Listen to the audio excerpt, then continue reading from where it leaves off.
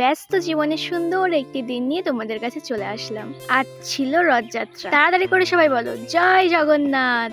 সকালবেলা উঠে ব্রাশ করে তো আমি এক বোতল জল খেয়ে নিলাম বাসি পেটে, তারপর একটু হেঁটে নিলাম। জানো তো আমি জল একদম খেতে পারি না বাসি পেটে, এমনি টাইমে জল খাই না। কোথাও যাওয়ার আগে তো আমি এটাই করি যাতে বাইরে গিয়ে কোনো অসুবিধা না হয়, পেটটা পরিষ্কার থাকে।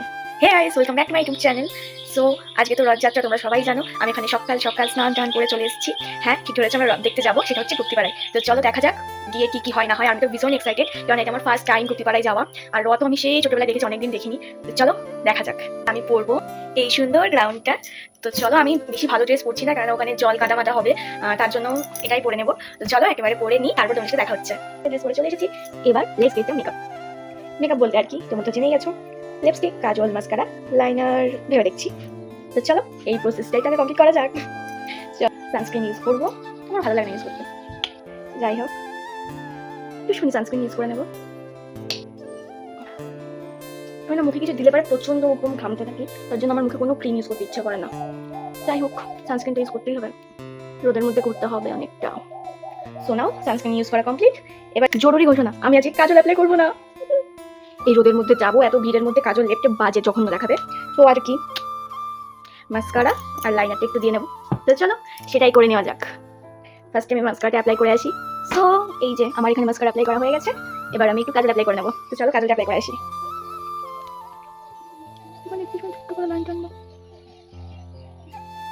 ক্যামেরাই হয় নাকি?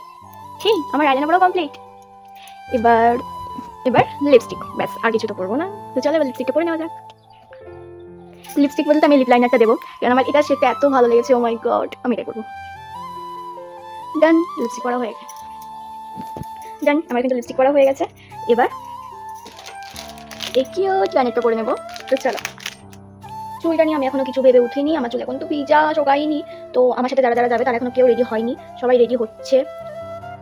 আমি সবের আগে রেডি হতে এসেছি, কেননা আমি ভিডিও করবো, দেরি হবে, তার জন্য আমি রেডি হয়ে নিচ্ছি। দেন আমি এখন চুলটা ছেড়ে ফ্যানের হাওয়ায় শুকাবো। যদি শুকিয়ে যায় তো ভালো, নাহলে পরে আমি এখান থেকে খোলা চলেই যাবো। রাস্তায় একটা বাড়িতে উঠবো আমরা, একজনের রিলেটিভের বাড়িতে, ওখানে আমরা গাড়ি মারি থবো। তো ওখান থেকে আমি চুলটা বেঁধে নেবো। কেমন লাগছে কানেরগুলো? ম্যাচ করেছে পার্পলের সাথে। আমি কোনো ঝুলের কানে করলাম না, অতিরিক্ত ভিড় হবে তো, যদি মানে ছিঁড়ে মিড়ে যায়, আমার ভীষণ ভয় করছে, আমি কোনোদিনও যাইনি। তো নাও আমি এখানে প্রায় রেডি হয়েই গেছি। এটা কি পরে নি বলো? আমি আমার যে খয়েরি কালারের টিপ আছে ওটা পাচ্ছি না, এটাই করতে হলো। দেখো আমি কেমন ঘামছি, সানস্ক্রিন মাখলে আমার এত ঘাম কেন আসে ভাই? আমি সানস্ক্রিনটা চেঞ্জ করে দেবো, এটা আমার বলো। তো নাও আই এম রেডি, বার হওয়ার সময় দেখা হচ্ছে। সো গাইস, এই যে আমার ফাইনাল লুক। এখানে ভীষণ গরম আর গরম থাকবে বলে আমি চুলটা পুরো দেখে নিয়েছি। আর এই যে আমার ড্রেস, আই এম রেডি। তো চলো যাওয়া যাক। শ্রীকৃষ্ণায় বাসুদেবায় হরে পরমাত্মা, মানে এই মন্ত্রটা জপ করে আমি কিন্তু বাড়ি থেকে বেরিয়ে গেছি। তোমরাও কিন্তু এটা করবে। প্রেমানন্দজি মহারাজ বলেছেন এই মন্ত্রটা যে কোনো জায়গায় বার হওয়ার আগে 11 বার জপ করে বার হলে তোমাদের কোনো ক্ষতি হবে না। তাই বলছি তোমরাও করবে কিন্তু। কথা বলতে বলতে আমরা এখানে অনেকটা রাস্তা চলে এসেছি, এবার তো আমাদের নামার সময়ও হয়ে গেল। কথা বলতে বলতে আমরা এখানে একটা রিলেটিভের বাড়িতেও চলে এসেছিলাম। এখানে আসার পরে আরো কিছুজন অ্যাড হলো আমাদের সাথে। দেন তারপরে সবাই মিলে একসাথে আমরা বেরিয়ে পড়ি বলাগড়ের ঘাট পার হওয়ার উদ্দেশ্যে। এখানে কিন্তু আমাদের লঞ্চ এসে ভিড়ে আছে। আর জানো তো আমি একটু বেশি এক্সাইটেড ছিলাম লঞ্চে ওঠার জন্য, কেননা আমি ফার্স্ট টাইম লঞ্চে উঠছি। হ্যাঁ, শুনতে একটু অবাক হলেও এটাই সত্যি, আমি ফার্স্ট টাইমই উঠলাম। এখানে এসে তো আমি পুরো অবাক হয়ে যাই, কারণ লঞ্চটা একদম ফাঁকা ছিল। বাড়ির থেকে সুজাই বারবার বলছিল লঞ্চে এত ভিড় হয়, লঞ্চ অনেকবার ডুবে গেছে। সেটা নিয়ে তো আমি ভীষণই চিন্তায় ছিলাম। লঞ্চ ছাড়ার সময় কিন্তু অনেকটাই ভিড় হয়ে গেছিল, তোমরা দেখতেই পাচ্ছ। লঞ্চটা তো ছেড়েও দিয়েছিল, আমি এখানে ভিউটা এনজয় করতে করতে পৌঁছে গেলাম টুকটুক গাড়িতে। অবশ্যই ট্রলার থেকে নেমে ইস, যদি এক লাফে পৌঁছে যেতে পারতাম কতই না ভালো হতো, তাই না? বলাগড়ের লঞ্চ থেকে নেমে আমরা আবার পৌঁছে গেলাম বলাগড় স্টেশনে। তারপর টুক করে উঠে পড়লাম ট্রেনে। আর আমরা কিন্তু সারাটা রাস্তা ভীষণ মজা করেছি। আমরা এখানে স্টেশন থেকে নেমেও পড়েছিলাম। এখন শুনলাম নাকি আরো অনেকটা হাঁটতে হবে। এই সময় জানো তোমার একটা কথাই মাথায় আসছিল, ছেড়ে দে মা, কেঁদে পাচ্ছি। হাঁটার পরে দেখলাম এক জায়গায় লেবু জল দিচ্ছিল, তো আর কি টুক করে লেবু জল খেয়ে নিলাম সবাই মিলে। অ্যাট লাস্ট মেলা শুরু হলো। আমরা সবাই না এত সকাল সকাল বেরিয়ে পড়েছিলাম যে কিছুই খেয়ে আসা হয়নি। আমাদের তো এখন থেকেই ভীষণ খিদে পেয়ে গেছিল। আমরা তো বাড়ির থেকে শুনেছিলাম চারিদিকে নাকি খিচুড়ি স্টল দেয়, আমি খিচুড়ি খেতে যাই, তার জন্য আরো আমরা কিছু খেয়ে আসিনি। তো এখানে এসে দেখি খিচুড়ি তো দিচ্ছে না, জাস্ট লেবু জল দিচ্ছে, তাই আমরা শুধু লেবু জল খেয়েই ছিল। ফার্স্টে আমরা একটা শিব মন্দিরের ভিতরে চলে এসেছিলাম। নাও তোমাদের শিব ঠাকুরটা দর্শন করে নাও, তারপর আবার রথটাও তো দেখতে হবে, তাই না? ফাইনালি যার জন্য এত দূর আসা সেটার দর্শন পেলাম। রথটা দেখো কত বড় আর কি সুন্দরভাবে সাজিয়েছে, দেখে দু চোখ জুড়িয়ে গেল।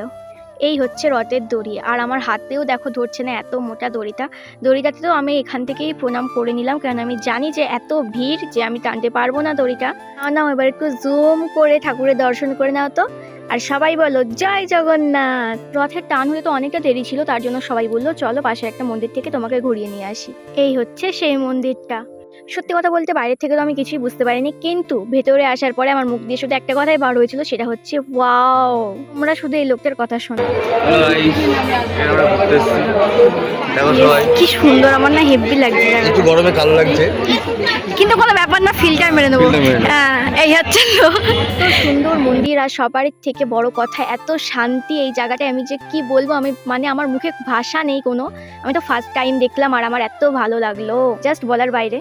আমি কি বলছি তোমরাই শুধু দেখে নাও। আর আমি জানি যে এত সুন্দর মন্দিরটা আমি কখনোই একটা ক্যামেরার সামনে বন্দি করে নিতে পারবো না, তাও ব্যর্থ চেষ্টায় ছিলাম যে কিছুটা অন্তত আমি তোমাদের জন্য নিয়ে যাই আর আমার স্মৃতির পাতায় যত্ন করে রেখে দিই। আর এই মন্দিরটাই তো আমার মনে হচ্ছিল আমি বারবার যাব। এই মন্দিরের সব থেকে বড় মাহাত্ম্যটা কি লেগেছে জানো? এই যে এই রাস্তাটা দেখতে পাচ্ছ তো কতটা পরিমাণে রোদ লাগছে, কিন্তু এক ফোঁটাও গরম ছিল না। ভাবতে পারছো প্রভুর মহিমা? এই মন্দিরে যাওয়ার পরে তো আমি ঠিক করে নিয়েছিলাম আমি আরেকবার যাবই যাব, আর সেটা হচ্ছে সুজয়কে নিয়ে।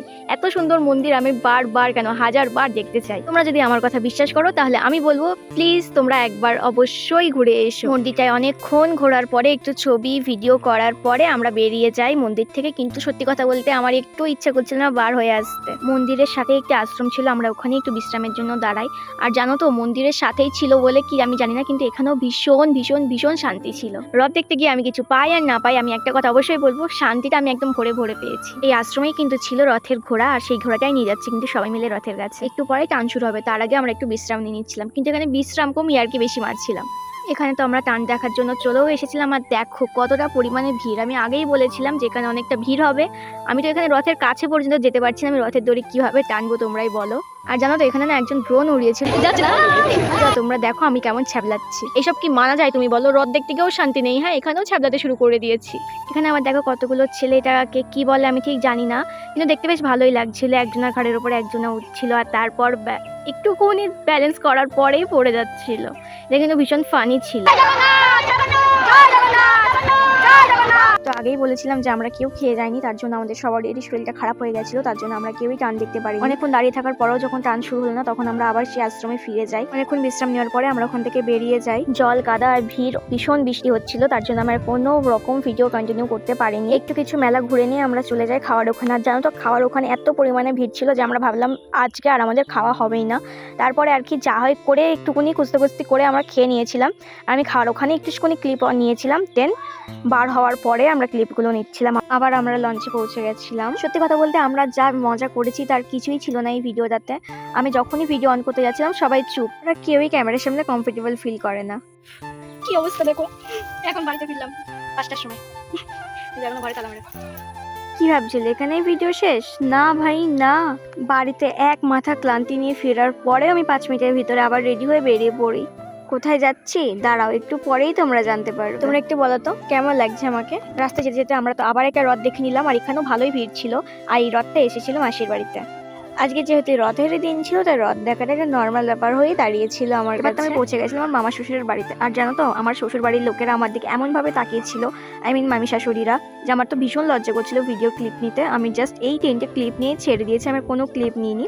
আমার মামা শ্বশুরের বাড়িতে ছিল নারায়ণ পুজো, তোমরা একটু ঠাকুর দর্শন করে নাও। তারপরে খাওয়া দাওয়া শেষ করে আমরা বেরিয়ে চলে এসেছিলাম। এখন তো প্রায় 8টা বেজে গেছিলো। গাইস আজকের ভিডিওটা এইটুকুনি ছিল। ভালো লাগলে অবশ্যই লাইক কমেন্ট অ্যান্ড শেয়ার করো, সাবস্ক্রাইব করে আমার পাশে থেকো। আর আমি না এখন ভীষণ টায়ার্ড হয়ে গেছি, তো চলো এবার আমি ড্রেস আপ ছেড়ে একটু শোবো। Bye, love you all.